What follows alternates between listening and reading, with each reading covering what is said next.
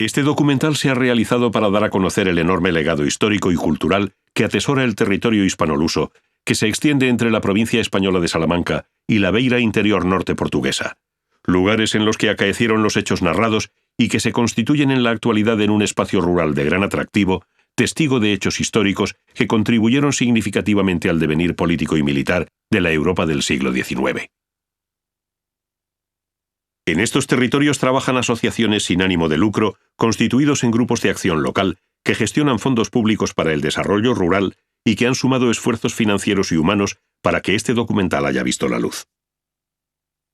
El objetivo de estos grupos de acción local es procurar el desarrollo endógeno sostenible de sus ámbitos de actuación y con la realización de este documental no buscan el rigor histórico de los hechos acaecidos, sino su divulgación global como potencial de desarrollo de zonas rurales, en las que recursos que hace 2 siglos sirvieron para la destrucción y la barbarie de la guerra, se han convertido en el siglo XXI en recursos patrimoniales y culturales que pueden contribuir al logro de este pretendido desarrollo endógeno sostenible.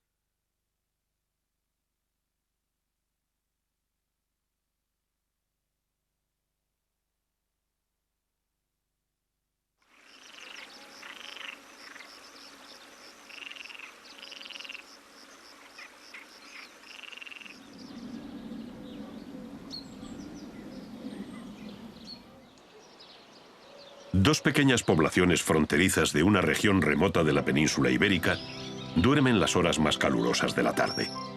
Nada altera la quietud de este momento. Es verano en Ciudad Rodrigo y Almeida. Sin embargo, aquí se libraron cruentas batallas y terribles combates, consecuencia de una guerra sin cuartel contra la ambición de un hombre que pretendió extender su poder por el continente europeo. España envió sus mejores hijos a luchar en defensa de sus pueblos y ciudades asediadas. La lucha de Ciudad Rodrigo se convirtió en un símbolo de la resistencia patriótica.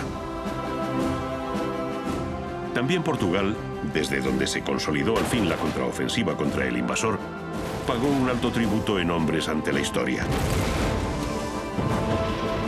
Las tropas inglesas fueron determinantes en la victoria final contra los ejércitos imperiales.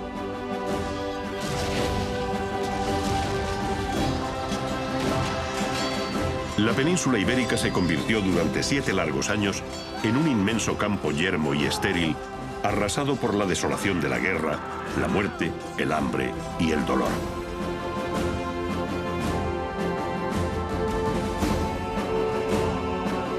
Pero en estos campos, en estos pueblos y aldeas, ante estas murallas, se escribieron páginas gloriosas de honor y heroísmo, siempre regadas con la sangre del pueblo, y probablemente fue aquí donde el emperador Napoleón, aquel gran hombre malo, cometió un primer error fatal.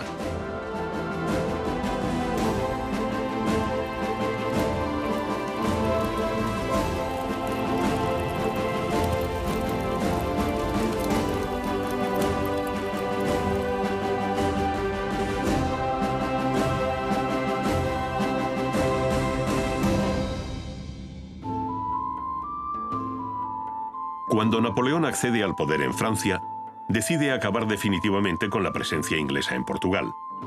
Napoleón se va a servir de Godoy, el valido de Carlos IV, para enviar a España a una guerra contra el país vecino. Las incursiones posteriores de los mariscales Junot y Soult revelan el enorme interés que para el emperador comienza a tener la situación de la península ibérica. En 1810, Napoleón organiza formalmente un gran ejército de invasión que pretende expulsar a los ingleses para siempre del territorio peninsular. Para esta misión, decide confiar el mando a uno de sus más fieles militares, el mariscal André Massena.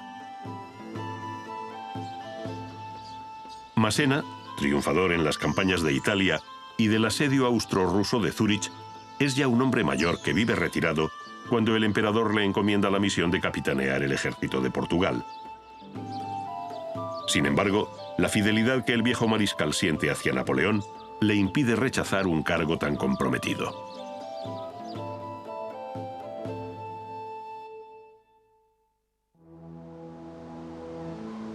Napoleón ya había estado en España y había visto sobre el terreno la gran aridez y el relieve tortuoso de las tierras hispanas. España es un enorme laberinto de sierras ásperas y desfiladeros, con caminos impracticables la mayor parte del año.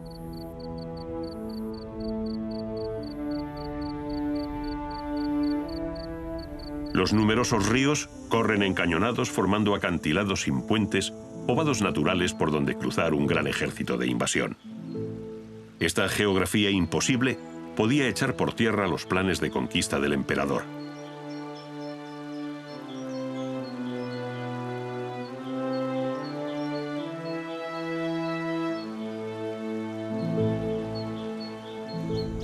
La zona llana por donde se puede penetrar en Portugal es la conocida Raya Seca, los escasos 60 kilómetros que hay entre los Cortados del Duero y la Sierra de Gata.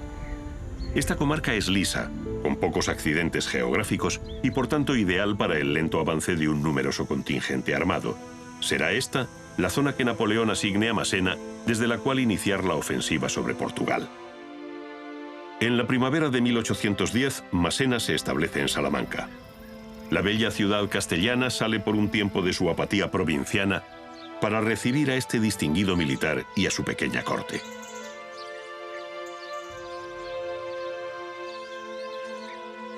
Allí, Massena comienza a estudiar los planes y a dictar las órdenes para poner en movimiento el enorme contingente de soldados, maquinaria bélica y animales que Napoleón ha puesto a su cargo. La tarea es complicada porque hay que cubrir las necesidades diarias en comida y pertrechos de más de 100.000 hombres que se hallan dispersos a lo largo de una gran extensión de terreno en Salamanca y en las provincias limítrofes de Zamora, Valladolid y Toro. En poco tiempo, la cuestión de la intendencia se convierte en el principal problema del ejército invasor.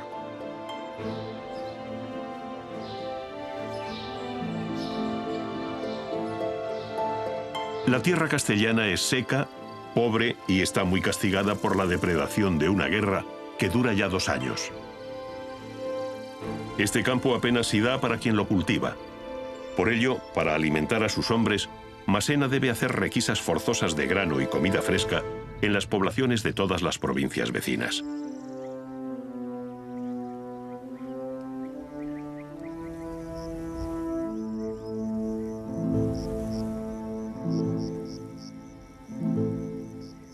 Más grave aún es la cuestión de la cabaña ganadera, imprescindible en la dieta de un soldado. En poco más de 3 meses se acabará con todas las ovejas y bueyes de la comarca si se da la ración diaria de carne que corresponde a una tropa tan numerosa.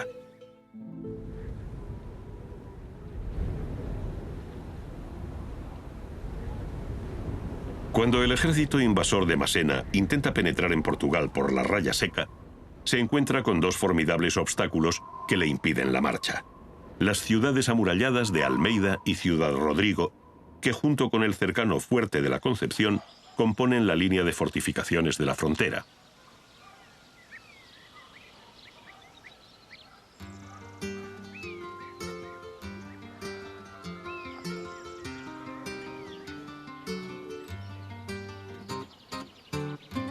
Las armas de fuego dieron una nueva modalidad arquitectónica donde los ingenieros militares construyeron unas fortificaciones bajas que se veían poco en el terreno, pensadas pues, contra la artillería y las armas de fuego. Nosotros en España tenemos Ciudad Rodrigo y el Real Fuerte de la Concepción, y en la parte portuguesa tenemos la ciudad fortificada de Almeida.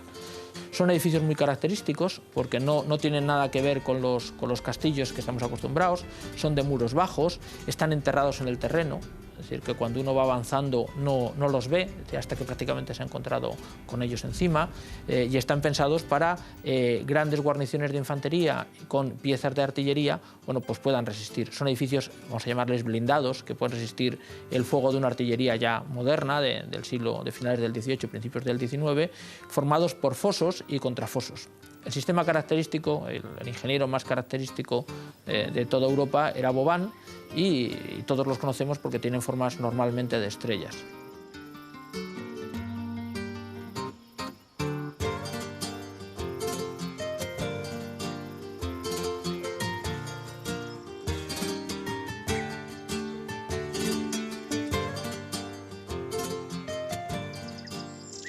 En estas fortificaciones, además de las instalaciones militares, había panadería, tiendas, hospital y cocinas para hacer cómoda la vida cotidiana de la tropa.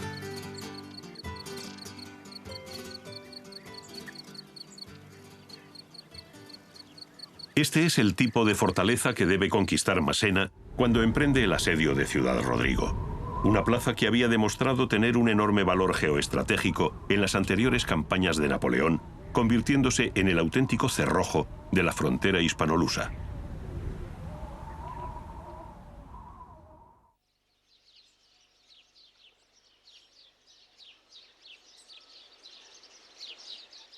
Ciudad Rodrigo es la capital insurgente del norte de España, ya que alberga la sede de la Junta Superior de Castilla la Vieja. La ciudad salmantina, con fama de inexpugnable debido a la solidez de sus murallas y al valor de sus habitantes, se ha convertido en un símbolo de la resistencia patriótica.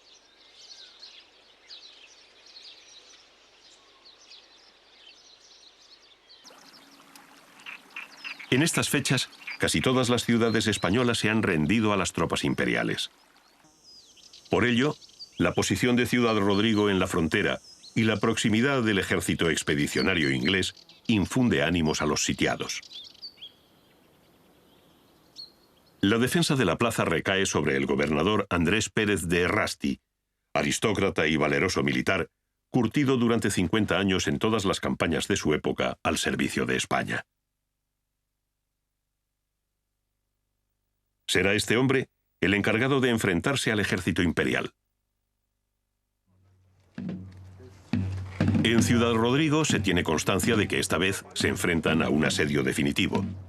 Se hace acopio de munición y víveres, se vigila la muralla, se talan las arboledas del río y se derriban los edificios cercanos para hacerlos inservibles al enemigo.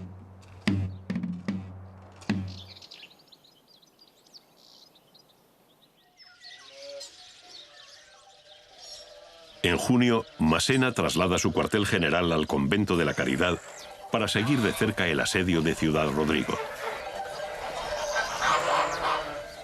El retraso de las operaciones militares hace mella en las relaciones entre Massena y el mariscal Ney, jefe del Sexto Ejército Imperial, que ya había intentado en febrero rendir la plaza solo con sus tropas. El asedio no avanza en los plazos previstos y la ciudad sitiada aguanta con enconada resistencia. Esto degenera en fuertes discusiones entre Massena y Ney, su igual en rango como mariscal de campo, pero subordinado ahora en la campaña peninsular. El carácter enérgico de Ney le hace rozar a menudo la insubordinación para desesperación de su comandante en jefe.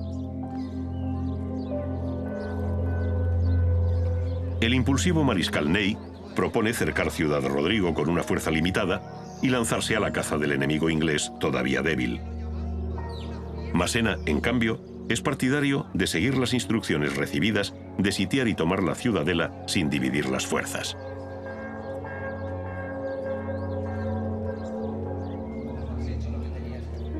El cerco en torno a Ciudad Rodrigo se cierra definitivamente y comienzan los ingenieros y zapadores franceses, al mando del coronel Balasé, los trabajos de cavado para la aproximación a la muralla de trincheras y túneles para minas.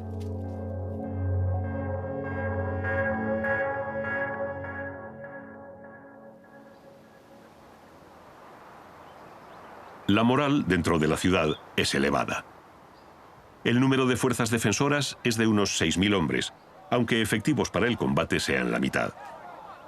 Entre los defensores están los lanceros de Castilla, de don Julián Sánchez el Charro, una fuerza de élite que continuamente hostiga a los invasores, retrasando los trabajos en las trincheras. Las reservas de munición y provisiones son abundantes, y en la fortaleza las esperanzas de socorro se mantienen altas. Mucha de la tropa española es bisoña, y las escaramuzas en las murallas son su bautismo de fuego. Enfrente se encuentran los 50.000 hombres del sexto y octavo ejército francés, probablemente los mejores soldados del mundo.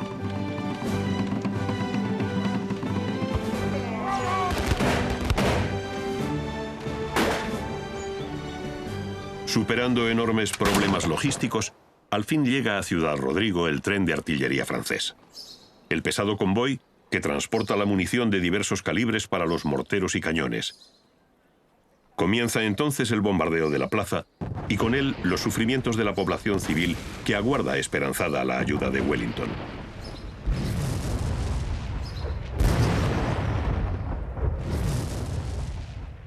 El general inglés, sin embargo, tiene sus propios planes y se muestra ambiguo a la hora de comprometer sus tropas.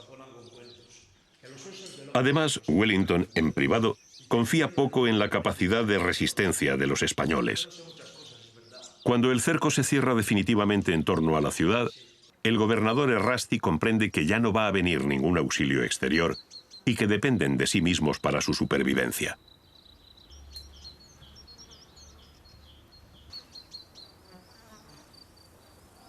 Los lanceros de Castilla de don Julián Sánchez el Charro contribuyen con sus escaramuzas al éxito de la defensa de la ciudad. Las acciones valerosas de este personaje legendario en el sitio de Ciudad Rodrigo le hacen merecer la admiración de sus propios enemigos, aun cuando en la batalla se emplea con arrojo y a menudo de forma expeditiva.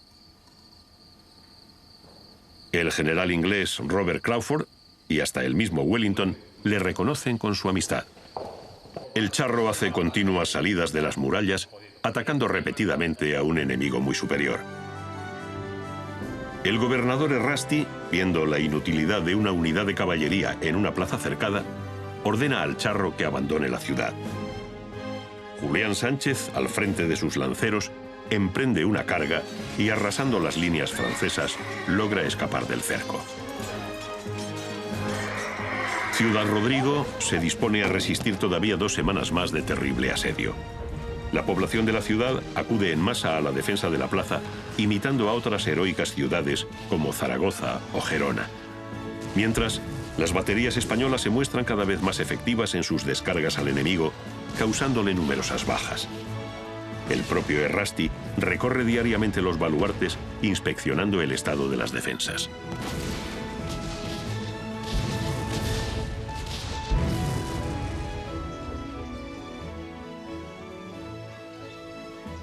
En Ciudad Rodrigo se sabe ya que los ingleses no van a intentar romper el cerco, por lo que se confía en que las sólidas murallas, que tantas batallas han visto, resistan esta vez el terrible ataque que se avecina. El mariscal Ney envía una última carta a Errasti antes del asalto final para rendir la plaza. Pero una vez más, el gobernador español la rechaza. En los primeros días de julio se desata una tormenta de fuego y metralla contra la martirizada población. Las baterías francesas disparan día y noche con perfecta sincronía desde las alturas del Teso de San Francisco al Baluarte del Rey, provocando numerosos incendios en el interior de la ciudad que se convierte en pasto de las llamas. El día 9 de julio, las tropas españolas se retiran a posiciones más guarnecidas en el interior de la ciudad ante la intensidad del bombardeo francés. El fuego combinado de la artillería y la colocación de una mina abre por fin una brecha en la muralla. La sólida defensa de Ciudad Rodrigo no ha podido resistir el embate del ejército imperial.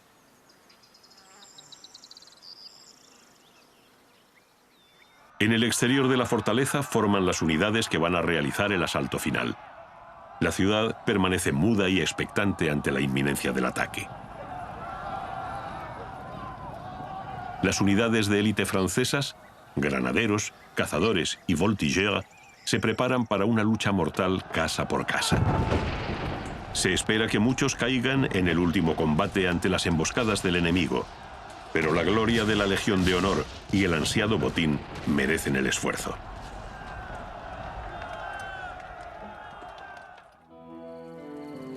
El gobernador Errasti sabe que todo se ha perdido.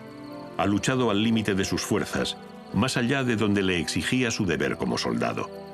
Pero es consciente de que la ciudad va a ser saqueada y expoliada por las tropas invasoras. El pillaje, la violación y el caos se van a adueñar de Ciudad Rodrigo. Por ello, en el último momento, el gobernador aparece en la brecha y anuncia la rendición de la plaza.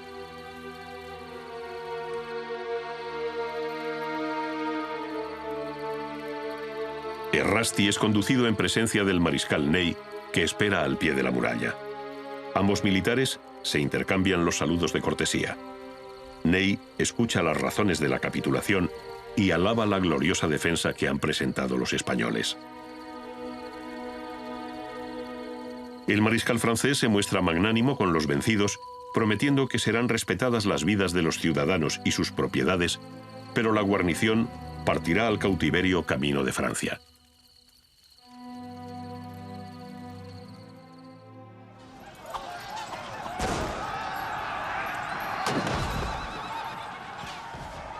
Las tropas francesas entran en Ciudad Rodrigo el 10 de julio, tras 3 meses y medio de asedio. La promesa de Ney de que la ciudad no será saqueada no es bien recibida por la tropa, que espera su recompensa tras un asedio tan largo y difícil. Los soldados creen que se les debe el saqueo, como parte de su botín, porque la ciudad solo se ha rendido cuando los asaltantes han derruido la muralla y cualquier defensa era ya imposible.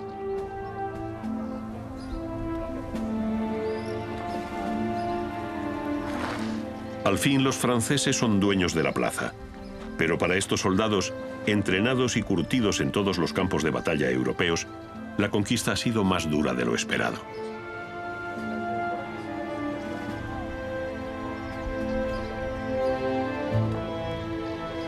La rendición no se efectuó hasta que los asaltantes no hubieron abierto brecha en la muralla, estuvieran dispuestos para el asalto y a los defensores solo les quedaban 3 días de víveres. Errasti reunió a todos los comandantes de la plaza y estuvieron de acuerdo en que no podían mantenerse por más tiempo de 3 días. Las bajas españolas se elevaron a 1.700, incluida lo de la población civil, y 3.500 soldados marcharon a Francia conducidos prisioneros. Al entrar en la plaza, los vencedores solo encontraron casas destruidas. Massena ordenó reconstruir la ciudad y ponerla de nuevo en estado de defensa. Para ello, impuso una pesada contribución a los habitantes de 500.000 francos. Desde entonces, Ciudad Rodrigo pasó a ser la base fundamental del ejército de Portugal, donde fueron almacenándose los víveres, el material de intendencia y de artillería que le llegaban de retaguardia. La lucha desigual de esta población pronto se convierte en toda España en ejemplo de patriotismo ante el invasor.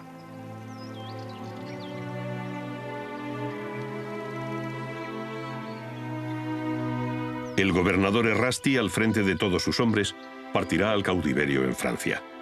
Desde allí, por su carácter levantisco y altivo, será llevado al lóbrego castillo de Landau, donde permanecerá largos años y donde va a enfermar gravemente.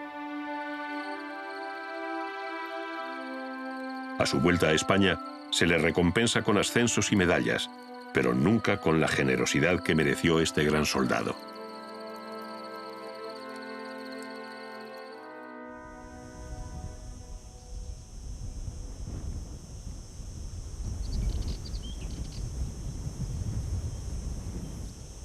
Tras la caída de Ciudad Rodrigo, el siguiente objetivo del ejército francés es la población de Almeida. En el camino se interpone la vanguardia inglesa al mando del general Crawford, que acampa en el fuerte de la Concepción, en la frontera hispano-portuguesa.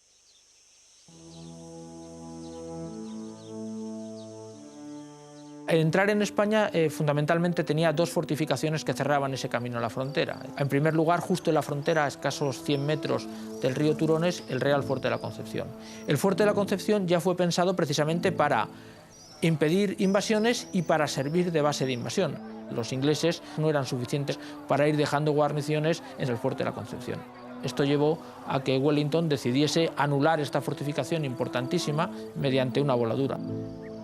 Ordenó al general Crawford, a los ingenieros británicos que la volasen con 6 toneladas de pólvora y volaron, prácticamente de los 4 rebellines 2, volaron varios lienzos de tal manera que en un futuro asalto fuese fácil, recuperar la fortaleza.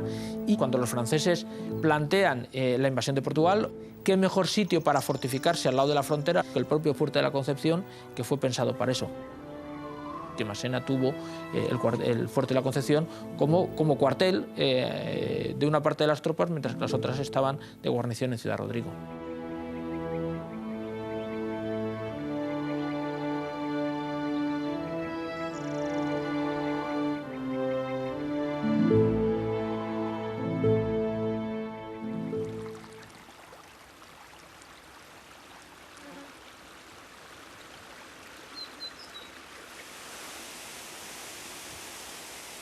En la mañana del 24 de julio, el general Crawford, que acampa en las inmediaciones del río Coa, próximo a Almeida, comprende que el ejército francés va a rebasarle y toda la división ligera inglesa puede ser diezmada o cautiva.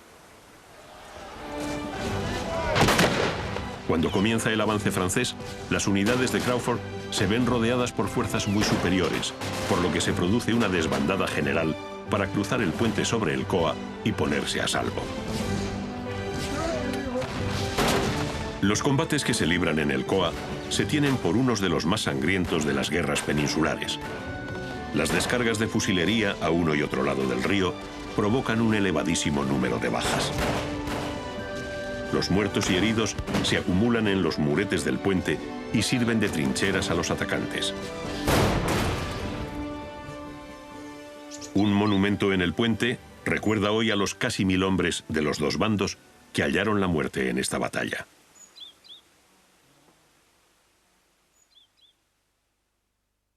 Almeida, la bella población portuguesa conocida como la Estrella de Piedra, a escasos kilómetros de la frontera, se convierte tras la caída de Ciudad Rodrigo en la siguiente pieza del complicado ajedrez que Napoleón mantiene en la península.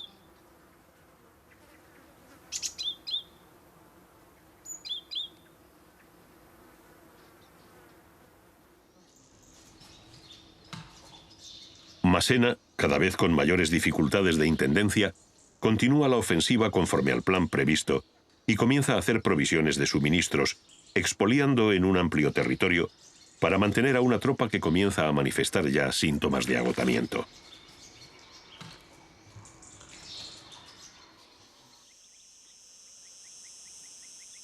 Con sus sólidas murallas, Almeida se ha convertido en una plaza de primer orden en el sistema defensivo inglés.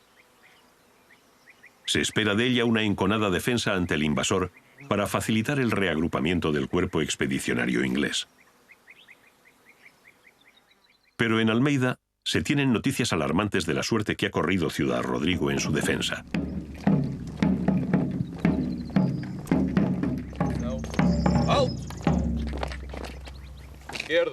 Tras el desmantelamiento del ejército portugués por los franceses en 1808, este ejército había sido rehecho con gran acierto y mucho trabajo por parte de Wellington.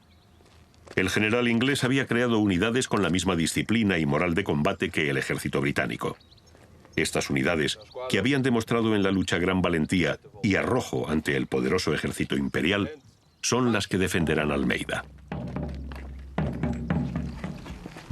Los mandos superiores de este nuevo ejército suelen estar a cargo de un inglés, pero toda la oficialidad y la tropa son portuguesas.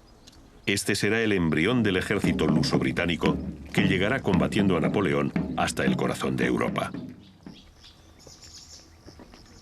La defensa de Almeida corre a cargo del brigadier inglés William Cox, que manda una guarnición bien entrenada de 5000 hombres entre británicos y portugueses. La tropa, veterana y curtida en combate, defiende una de las fortalezas más sólidas de Portugal. Hay además importantes reservas de víveres y munición para aguantar un largo asedio. Pero viendo lo ocurrido en Ciudad Rodrigo y cómo ha quedado destrozada la fortaleza española, se plantea abrir la plaza al enemigo sin combatir para evitar sufrimientos. En Almeida se confía que esta vez al fin las tropas de Wellington acudan en su socorro. Sin embargo, el general inglés tiene sus propios planes y le interesa que la plaza resista cuanto sea posible. De momento no piensa comprometer su ejército, numéricamente inferior, en una batalla en campo abierto. Preparándose para el inminente asedio del ejército francés, la guarnición y la población civil de Almeida va almacenando todo lo necesario en alimentos y municiones dentro de las casamatas de la ciudad.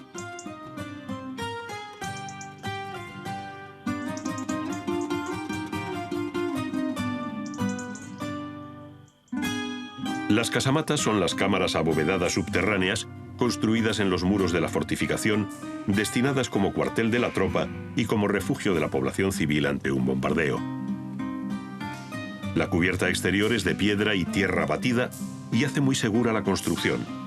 Estas casamatas tienen pasadizos subterráneos para una evacuación de emergencia, pozos de agua potable, depósitos de grano y canales de ventilación.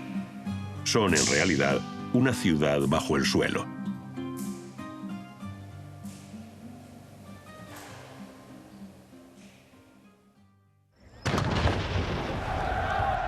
El 14 de agosto comienzan las obras para abrir trincheras y paralelas en torno a Almeida, cerca de los baluartes de San Francisco y San Pedro. Aunque los zapadores son continuamente atacados desde las murallas con descargas de fusilería, los trabajos continúan lentos pero a buena marcha, supervisados casi a diario por el propio mariscal Massena, que cada día está más contrariado por el esfuerzo y el tiempo que lleva empleado en los asedios. ¡Fuego!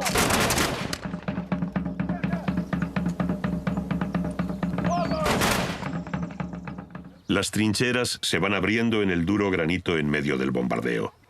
Los portugueses tienen en la ciudad 96 piezas de artillería de varios calibres, servidas por 400 hombres, y cuentan con abundante pólvora y munición.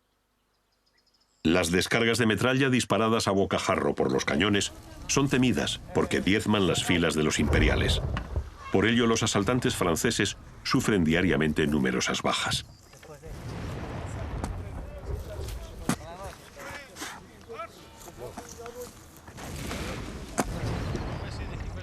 Pero el 25 de agosto los franceses logran instalar todas las baterías en torno a la plaza. En este momento cobra toda su intensidad el duelo de artillería. En la defensa de la ciudad portuguesa se distingue el Regimiento 23 de Infantería. Los cañones de uno y otro bando descargan toda su furia, arrasando las defensas del contrario. Los imperiales arrojan proyectiles incendiarios y pronto se desatan fuegos en el interior de Almeida. Pero un hecho imprevisto va a cambiar el curso de los acontecimientos. El 26 de agosto, una bomba francesa cae en el interior del viejo castillo, donde se encuentra el arsenal central con varias toneladas de explosivos, provocando una descomunal deflagración. El castillo salta por los aires y arrasa la ciudad. Las calles se llenan de cadáveres. Por todas partes se extiende la desolación y la muerte. Al día siguiente, el gobernador Cox decide rendir la plaza. Almeida ha sufrido un durísimo castigo.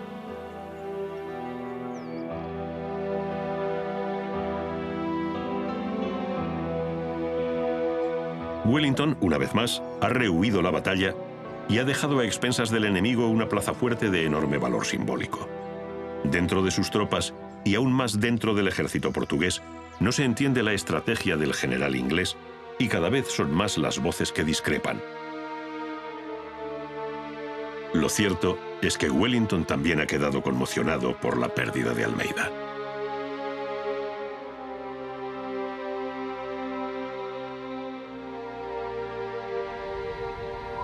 Quince días más tarde, Massena, persiguiendo al ejército inglés, prosigue su avance adentrándose por una de las zonas más pobres y desoladas de Portugal, la Beira Alta. Esta es una región árida y despoblada, donde faltan caminos y recursos. A lo agreste del terreno se añade el hecho de que toda la población rural ha sido desplazada para que los imperiales no puedan abastecerse de comida y leña seca, haciendo así más penoso su avance.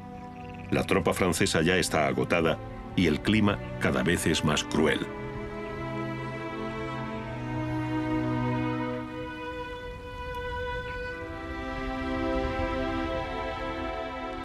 En estas malas condiciones, Massena llega el 27 de septiembre a la sierra de Busaco, donde las tropas de Wellington dominan las alturas.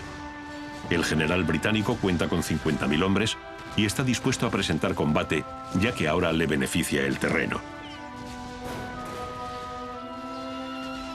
La batalla final se resuelve de forma dramática con ataques a la bayoneta.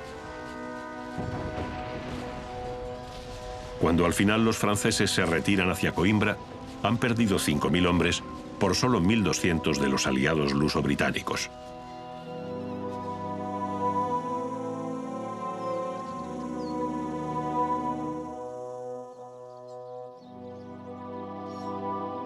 Con la victoria en Busaco, Wellington recupera parte de su prestigio ante los aliados portugueses. Pero el caudillo británico sigue acosado de cerca por la caballería de Massena, que intenta rodearle. Wellington entonces ordena el repliegue de todas sus fuerzas tras las líneas defensivas que se extienden por la península de Lisboa y que son conocidas como Torres Vedras. Torres Vedras es un gigantesco sistema de fortines y blocaos que se ha construido sobre colinas y cortes naturales a lo largo de 40 kilómetros. Están dispuestas en 3 líneas paralelas que el ejército luso-británico ha erigido en total secreto durante un año, empleando miles de obreros. Massena, ignorante de estas defensas, las inspecciona detenidamente durante meses y comprende al fin que son inexpugnables, que ha perdido un tiempo precioso en los asedios de Ciudad Rodrigo y Almeida. El viejo mariscal emprende la retirada con su ejército al cobijo de Ciudad Rodrigo.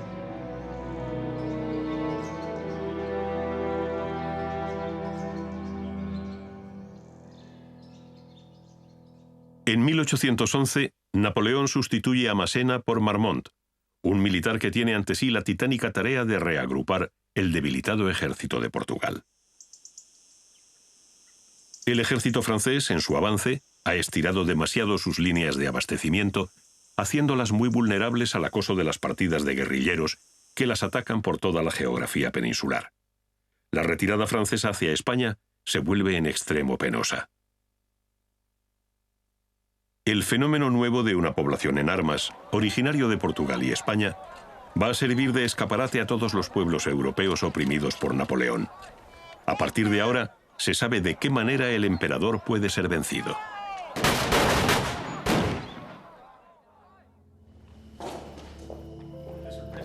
En octubre de 1811 ocurre uno de los hechos más sorprendentes de toda la campaña peninsular, cuando el charro, que pretende hacerse con un rebaño de ganado en poder de los franceses, captura por azar al general Reynaud, comandante en jefe de la plaza de Ciudad Rodrigo, mientras éste pasea tranquilamente por el exterior de la muralla al abrigo de sus cañones.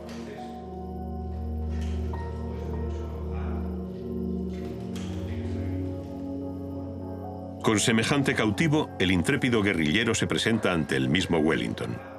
El caudillo inglés, asombrado, felicita al charro. Además, Wellington extrae una valiosísima información a Reynaud sobre las defensas y la guarnición de Ciudad Rodrigo.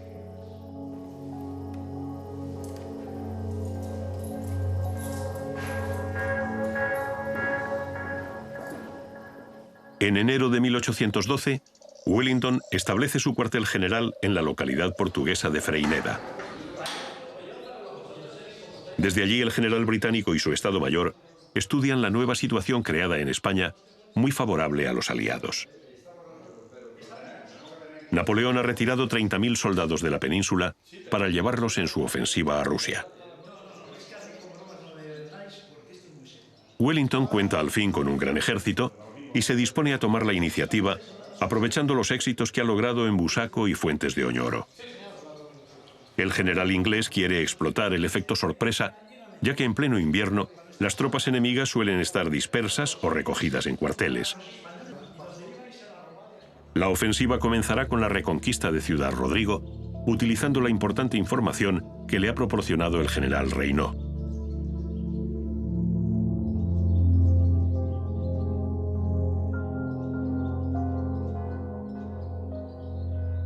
Wellington dispone que el ataque comience la noche del 19 de enero, dirigiendo las operaciones el general Picton.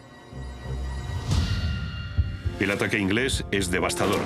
En el asalto se distinguen por su arrojo los cazadores portugueses y los Royal Green Jackets del 95 de rifles.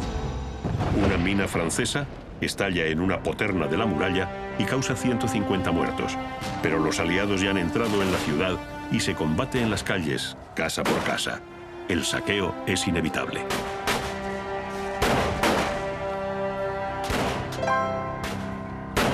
En el fragor de la batalla, el valiente general Robert Crawford cae herido de muerte en los fosos de la ciudad, al frente de sus hombres. Su muerte causa una gran conmoción en Ciudad Rodrigo, donde siempre se le ha considerado como el aliado inglés más fiel y querido.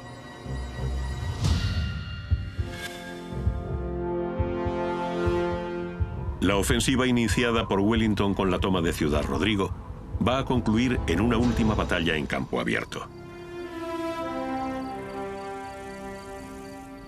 El objetivo de Wellington era derrotar al ejército imperial de Portugal, mandado a la sazón por el mariscal Marmont. Wellington obligó al ejército de Portugal, que estaba disperso, a repasar el Duero. Pero Marmont había sido reforzado por una división y, sin esperar la ayuda que había solicitado, se dispuso a contraatacar a Wellington. Durante unos kilómetros, el ejército de Wellington y el de Marmont marcharon paralelos, observándose el uno al otro, desde la posición del Guareña hasta Cantalpino. Wellington fue a cubrir Salamanca en la posición de San Cristóbal de la Cuesta. Por su parte, Marmont se dirigió a cruzar el Tormes entre Alba y Huerta. En su precipitación por cortar la retirada del ejército contrario, fue enviando a sus unidades a pasar el río según venían, de tal forma que el ejército francés avanzó dejando grandes espacios entre sus unidades. Wellington, que había cruzado el Tormes por Salamanca, había dispuesto su ejército entre este punto y el pueblo de Arapiles, pero viendo el error de su adversario, mandó atacar el centro, y la decisiva victoria de Arapiles obligó al rey José a abandonar Madrid por segunda vez y retirarse a Valencia.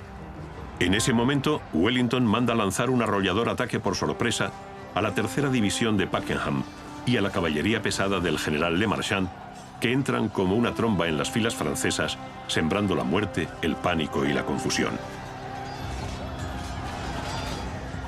8 batallones imperiales son arrasados.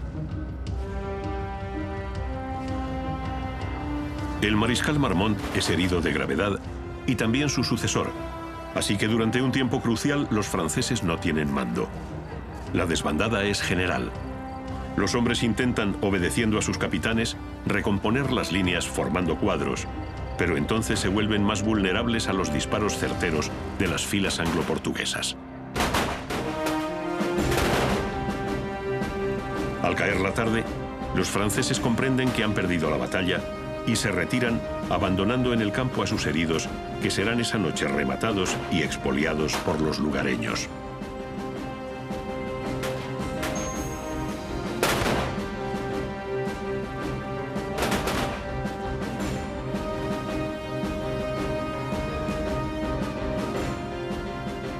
Francia ha sufrido en Arapiles 14.000 bajas y la mayor de las derrotas del ejército imperial hasta la fecha.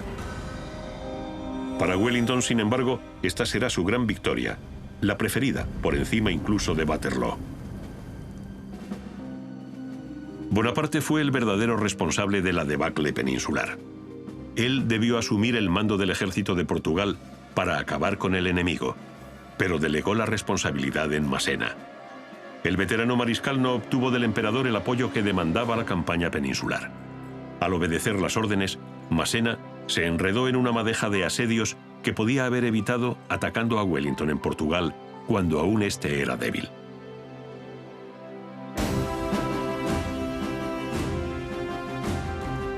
Wellington demostró que su estrategia fue la correcta, a pesar de la incomprensión de los aliados. No acudió al reto de una batalla en campo abierto que hubiera perdido y pudo terminar así la construcción de las líneas de Torres Vedras, donde comenzó por fin su ofensiva. Napoleón llamó a la campaña peninsular su úlcera sangrante. Para su mente de soldado era incomprensible la verdadera naturaleza de la guerra atávica que se estaba desarrollando en Portugal y España.